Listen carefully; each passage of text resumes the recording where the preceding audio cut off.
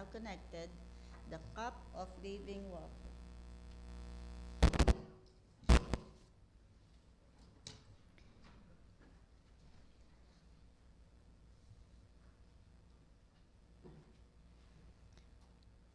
In the name of the living God, welcome to Ignite Community UMC of Kenilworth. Again, I ask you a question. With what expectations do you come today? Nothing. Yes, Mark Twain said, "Blessed are those who expect nothing. Blessed are ye, for they will not be disappointed." And I say, blessed are those who come, not as observers, but as worshipers, responsible to God, to others, and to oneself, for they shall be filled. However we've come, we're here to celebrate the presence and power of the living God, Jesus the Christ. And all God's people say, Amen. Amen. Dan, I need you.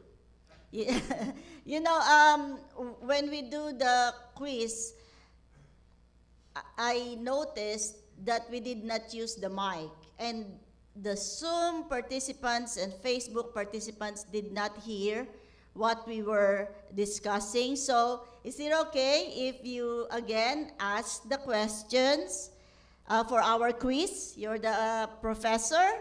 You will give a quiz and then use the mic.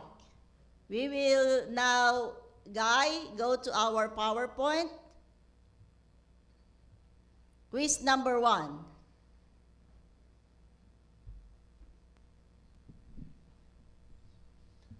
What does the term Lent, which comes from Lenten, mean? Sacrifice, time, spring, or March Madness?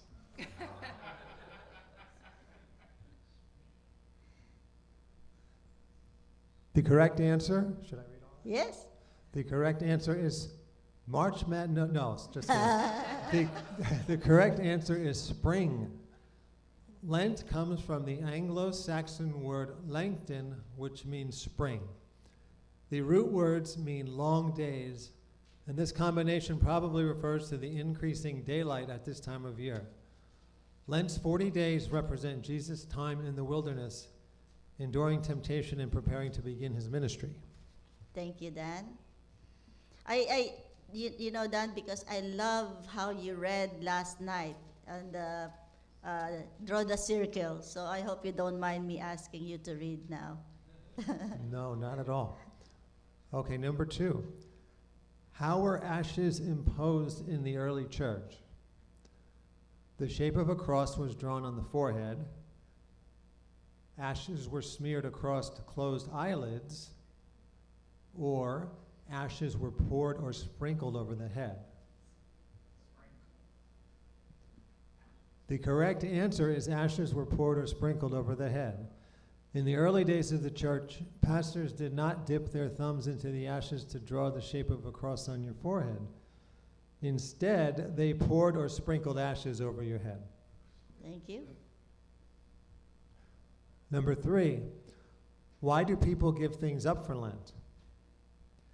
To follow the example of Jesus' 40-day fast in the wilderness, to help us focus on prayer and devotions, to give the acquired savings to the poor, or all of the above? The correct answer is all of the above. Many people give something up for Lent, like chocolate, social media, shopping, or a bad habit. Atilus. These are modern-day adaptations of the spiritual discipline of fasting or abstinence. Number 4, what snack food has significance during Lent? Chocolate, pretzels, popcorn, or all of the above? The correct answer is pretzels. The twisted pretzel is said to have its roots in Lent.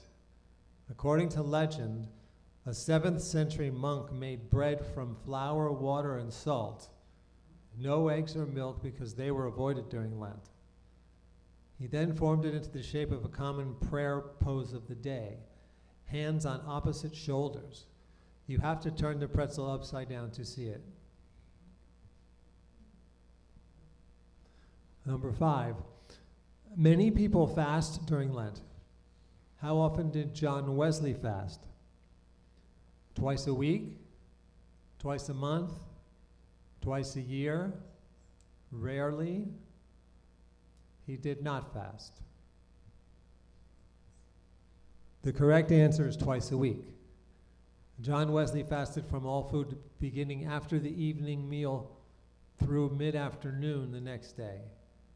He thought the practice an important form of penitence which allowed more time for prayer and believed it was more meaningful combined with giving to the poor. Thank you. Mr. Don Chrissy, for being our professor today. God bless you. And the broken cup, last week's message, the points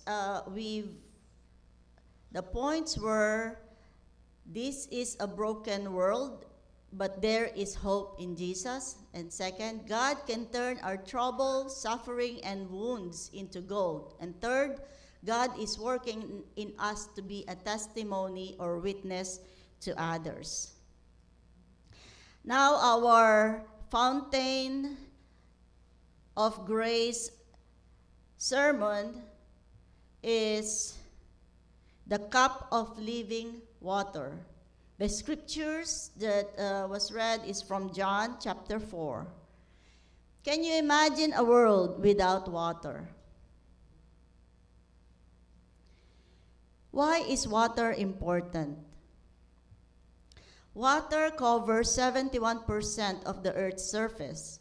Our body is composed of 45 to 75%, depending on age.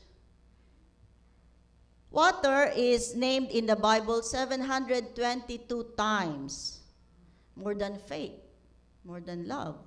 Perhaps it is no accident that water is the only symbol shared by all world religions. This sacred symbol cleanses and purifies. It baptizes our children to provide deliverance, and it can also destroy evil and enemies. I don't have to convince you that water has thousands of different uses.